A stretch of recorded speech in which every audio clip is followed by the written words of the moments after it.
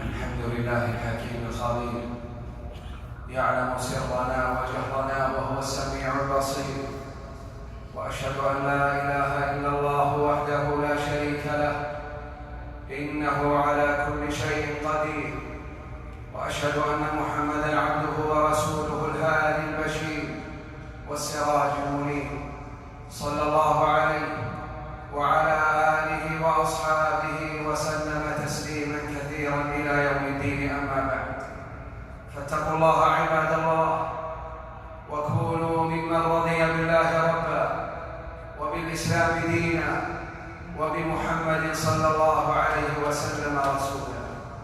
عباد الله، يموت أبو سلمة رضي الله عنه، فتحزن لفراقه أم سلمة رضي الله عنها حزنا شديدا، وتقول: أي المسلمين خير من أبي سلمة، أول بيت هاجر إلى رسول الله صلى الله عليه وسلم، وهي لا تدري أن الله سيحدث أمرا فيتزوجها خير الورى صلى الله عليه وسلم، لتصبح أما للمؤمنين وزوجة لسيد المرسلين صلى الله عليه وسلم.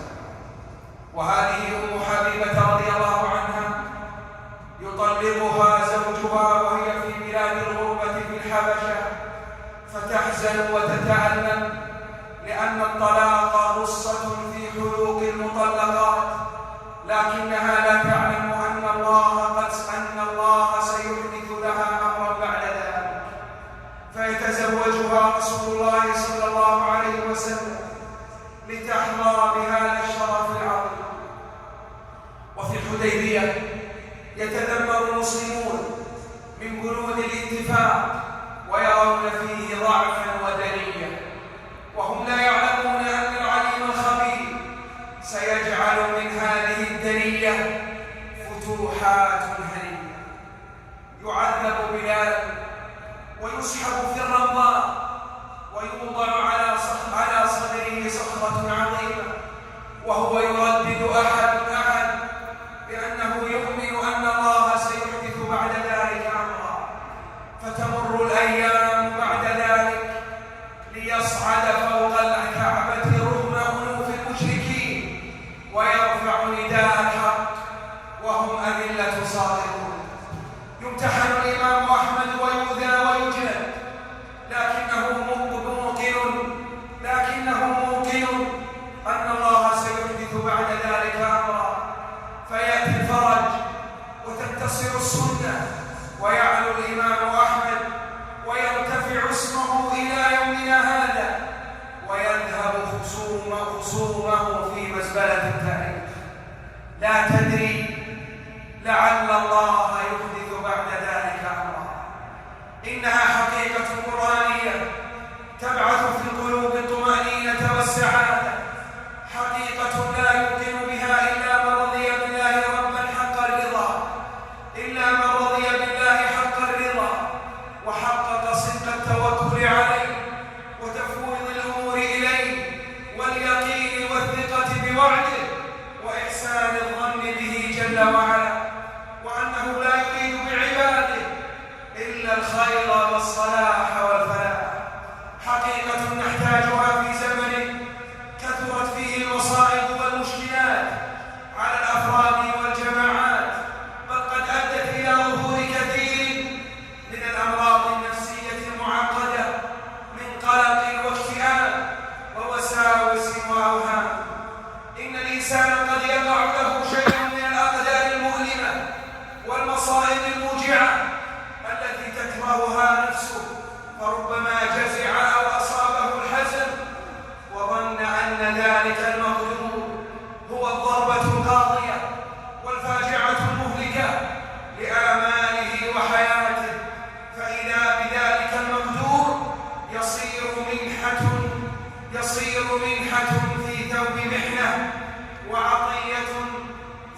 لإيذاء البلية وفوائد لأقوام ظنوها مصائب، وكم أتى نفع الإنسان من حيث لا يحتسب، ولا تدري لعل الله يحدث بعد ذلك أمرا. في مجتمعاتنا اليوم فتن وابتلاءات، أحداث وتداعيات، صراع وجولات، استفزازات وتحديات، نغلط في قراءة الأحداث وتشغلنا التحليلات وننسى قول خالقنا لا تدري لعل الله يحدث بعد ذلك أمرا. ويبقى الأمل ما دامت الحياة، فسوف يبدل الحال وتهدأ النفس وينشرح الصدر ويسهل الأمر وتنحل العقد وتنفرج الأزمة. لا تدري لعل الله يحدث بعد ذلك أمرا. فعسى الله أن يأتي بالفتح أو أمر من عنده، فلا تغضب ولا تنزعج ولا تتشائم، فكل لحظة ألم وكل أزمة لا بد أن تنفرج بتوفيق الله، وكل خسارة لا بد أن تعوض إذا توكلت على الله. فالدنيا حافلة بالأمل والألم وبالمكسب والخسارة وبالفرح والغضب. ليس هناك سعادة دائمة وليس هناك شقاء مستمر. ونصوص القرآن تضمنت إن مع العسر يسرا، إن مع العسر يسرا، سيجعل الله بعد عسر يسرا. إلى كل من يضايقه البلاء والوباء، إلى كل من يضايقه البلاء والوباء ويقهره كيد الأعداء، بشر الليل بصبح صادق يطارده على رؤوس الجبال، وبشر القحط بماء زلال يلاحقه في أعماق الرمال. فرحا بقلبك إذا الهم برك، فرحا بقلبك إذا الهم برك، واشرح صدرك عند الضيق المعترك، ولا تأسف على ما مضى ومن هلك. واعلم أن الحياة لا تدوم، وعسى أن تكون الشدة أرفق بك، وعسى أن تكون الشدة أرفق بك والمصيبة خيرا لك. أحسن الظن بربك، فهو القائل أنا عند ظن عبدي بي فليظن بي ما يشاء. واغسل همومك بنهر التوكل، واحذر ثم احذر ثم احذر من تصديق وعد الأفاك الأثيم والشيطان الرجيم، لأنه يعدكم الفقر ويأمركم بالفحشاء. الشيطان يعدكم الفقر ويأمركم بالفحشاء، ولكن صدق بوعد أصدق القائلين. والله يعدكم مغفرة منه وفضلا، والله واسع عليم. ولنربي أنفسنا على الرضا بالأقدار والنظر للحياة من زاوية التفاؤل والأمل، والاعتقاد بأن الأيام القادمة تحمل معها ألوانا من السعادة والفرح والبهجة والأرزاق. لا تدري لعل الله يحدث بعد ذلك أمرا. فلا تشغل بالك ولا تتعب خيالك، فأمر الله أقرب من ذلك، فأمر الله أقرب من ذلك. وإذا أراد شيئا فإنما يقول له كن فيكون. بارك الله لي ولكم في القرآن العظيم، ونفعني وإياكم بهدي سيد المرسلين. أقول ما سمعتم وأستغفر الله العظيم الجليل لي ولكم ولسائر المسلمين من كل ذنب وخطيئة، فاستغفروه وتوبوا إليه، إن ربي غفور رحيم. الله.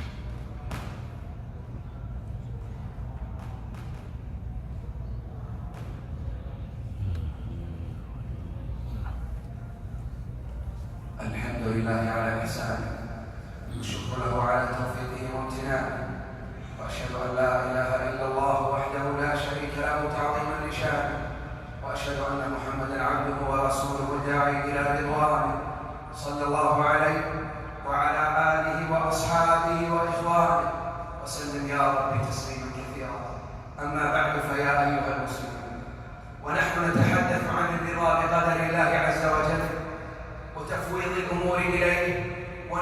يدل على أن الخير فيما يختاره الله، ولو كان في ظاهره بلاء ومحنة. فإننا نحذر من الانحراف بهذا الأمر إلى المفهوم الخاطئ لمسألة مفهوم الرضا والتسليم لقضاء الله سبحانه، والذي قد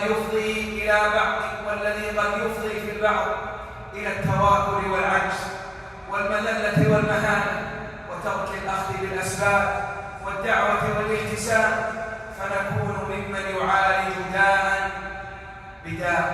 إن من سمة عقيدة أهل السنة والجماعة التوازن في فهم عقيدة القضاء والقدر بين الغلو والجفاء، بين من ينكر الاستدلال بالقضاء والقدر على حوادث الزمان، وبين من يفهم القضاء والقدر والرضا بتدبير الله على أنه تواكل وخضوع.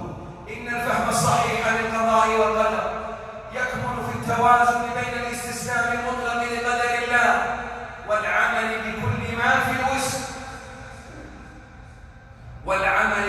ما في الوسع، وهذا يعني فعل الأسباب التي سخرها الله عز وجل، ومدافعة أقدار الله بأقداره ما دام أن هناك إمكانا للمدافعة.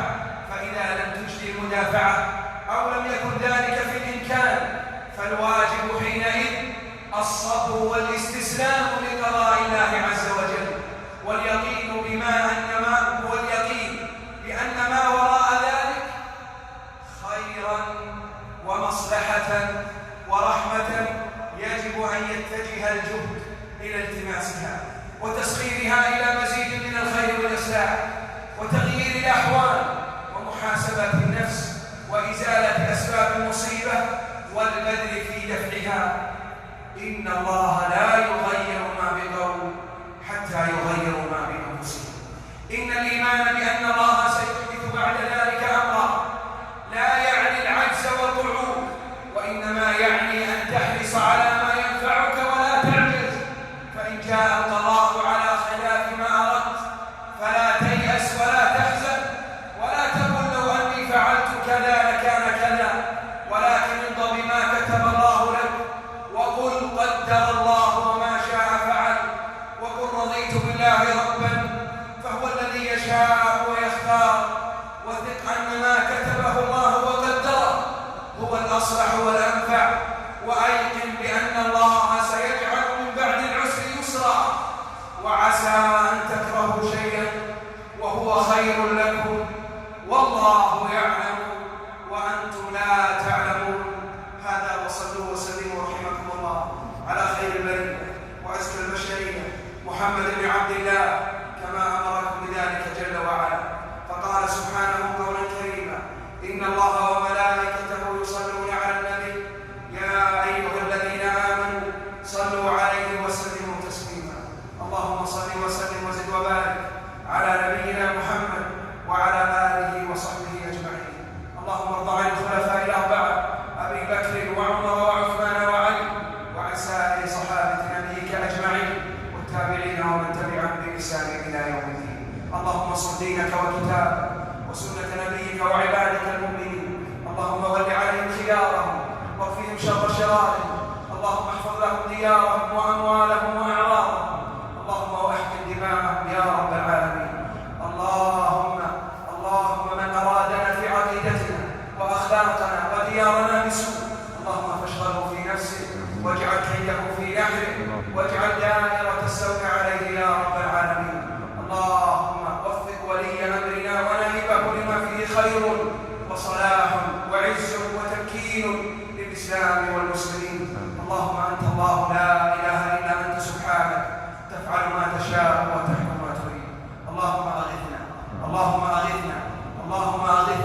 غيثا مغيثا هنيئا غدقا سحا مجللا طبقا تسقي به العباد وتغيث به البلاد وتجعله متاعا للحاضر والباد. اللهم سقيا رحمة لا سقيا عذاب ولا بلاء ولا هدم ولا ضرر. اللهم أنبت لنا به الزرع وأدر لنا به الضر